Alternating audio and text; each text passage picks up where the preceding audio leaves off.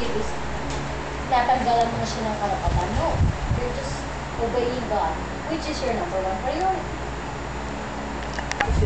Kasi pag submissive ka, dinalove ka ng husband mo. Hindi naman sinabing, husband, submit your wives.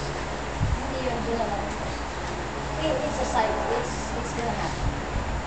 Madami pang kayong dadaanan. I'm telling you, it's a totally different relationship pag kasal na kayo and you're together. Waking up with bad breath, tuloy laway in the pillow, snoring, not taking a bath the whole day. Madami. Yeah! Laundry 2 inches away from the laundry basket. Pero it's part of, I mean, kami pa hanggang ngayon, we're still growing. It should be that. You keep on growing, eventually you learn. Kasi parang ano yan eh, you should learn how to be a friend to him. And, saka maghanap ka ng inday. Do not ever, think na, kasi masyado mataas yung expectations mo pag you treat him as your husband. But if you treat him as your friend, there's respect, there's love, and conditional. Kasi diba, mag-away kayo ng friend mo, eventually, magkakaayos ka. Kaya madami pa, sinasabi sa'yo yung iba, pag magkasama na kayo sa bahay. Email mo lang si atin,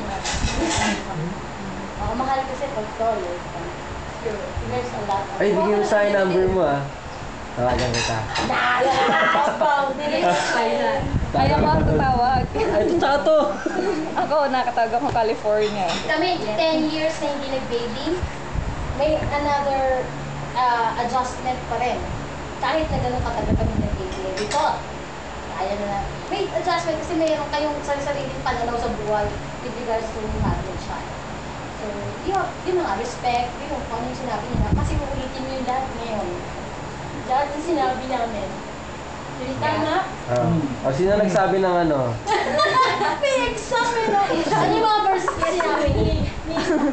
Ano? Mali. Wala, nasa Revelation. Bago yun, tiya. Connect na yun dyan. Hindi yun. Mali. Ano? Ano ba to? Revival ba to? Revival. As lambok mo na. Pastor, ito. Ano sabihin mo sa sarili mo? Hindi si Pastor ito. Wala pa si Pastor eh. Pastor. Si Vance nga pala, hindi pa kilala. Si Goods. May ka-partner yan si Cotto. Si first name niyo? Okay. First yung verse. Yun na nga. Sinabi na ni Anne yung verse kanina. Sino ba yun? John 11:35. Memorize that verse.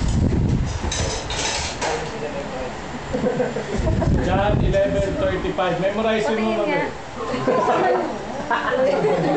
Basahin mo.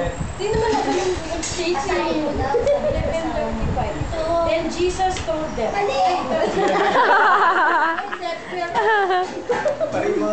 Jesus wept. Jesus wept. You should memorize that. I want to leave you that because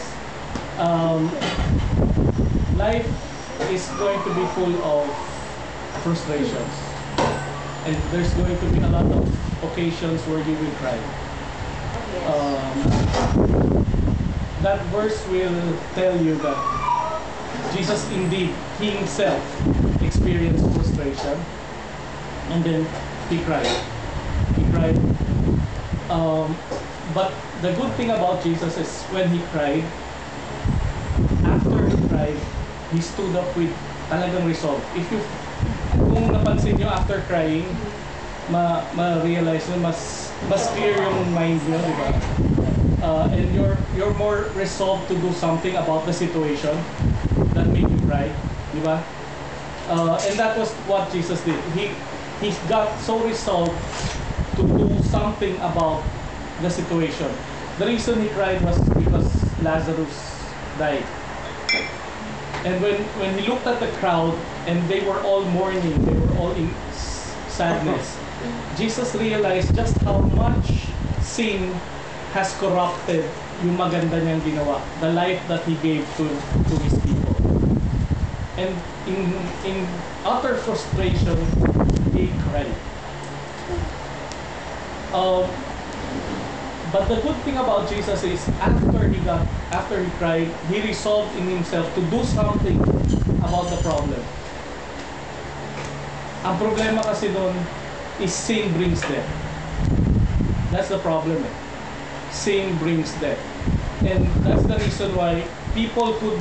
Can you imagine if you had a lifetime, not a lifetime, eternity of getting to know each other, getting to know, yung enjoying everything that the Lord has done. Can you imagine if we could do this for eternity? Magsama-sama tayo on a Sunday afternoon, kainan tayo, we sing, we do this thing, and then we can look forward to, hindi yung, ay baka next, kunwari matanda na tayo, baka next week wala na siya. Kasi patay na siya. Tapos hanggang sa to the point na you don't have the strength anymore to enjoy the things that you really want to enjoy. Can you imagine if we have all eternity and all the strength to enjoy the things that we have to enjoy? Grabe siguro yun. And that was what Jesus did. He made a resolution to defeat death. In fact, sinampulan niya at that time. He went up to Lazarus' tomb and said, Lazarus, come forth. Now, in situations where you will be praying, it will not be, remember na there are times na you want to change the person na talagang visit ka na, bakit ganun ang ugali niya, ganun ang ano. But remember, it's not you who's going to change him.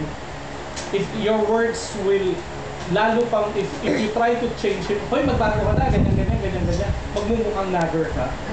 But if you go to God and ask God to change that person, God can actually change that person.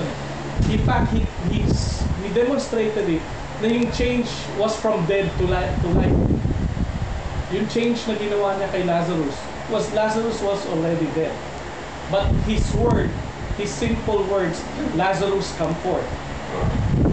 Walang magawa si Lazarus Hindi niya sinabi, no, I want to remain dead. Diba? But because it was Jesus speaking, nagbago yung sitwasyon. In your situation, whatever that situation na you find yourself in, that made you cry, you speak to God.